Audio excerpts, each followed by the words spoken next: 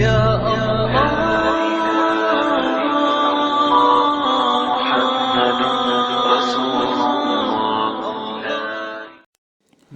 حضرت ابوبکر صدیق رضی اللہ عنہ نے اپنے خطبے میں ارشاد فرمایا، کہاں ہیں وہ خوبصورت لوگ جن کے چہرے چمکتے دمکتے تھے؟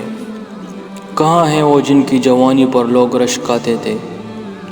کہاں ہیں وہ بادشاہ جنہوں نے شہر آباد کیے اور فصیلوں کے ساتھ ان کی حفاظت کی؟ کہاں ہیں وہ جن کو جنگ کے میدانوں میں غلبہ حاصل ہوتا تھا؟ ان کو زمانے نے پیس کر رکھ دیا اور انجام کار یہ قبر کے اندھیرے میں جا پڑے اور اب فریاد کر رہے ہیں، ہائے آگ ہائے آگ، ہمیں بچاؤ ہمیں بچاؤ۔ ابن مسعود رضی اللہ عنہ فرماتے ہیں، تم رات دن کی گزرگاہ میں ہو، تمہاری زندگیاں کم ہو رہی ہیں، تمہارے اعمال ریکارڈ رکھے جا رہے ہیں اور موت اچانک آنے والی ہیں۔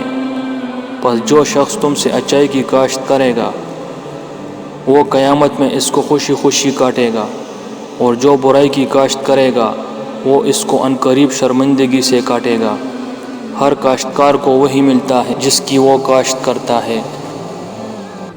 ایک بزرگ فرماتے ہیں، دنیا ایک خواب ہے اور آخرت بیداری ہے، ان کے درمیان موت کا پل ہے، لیکن ہم جھوٹے خوابوں میں گرے ہوئے ہیں۔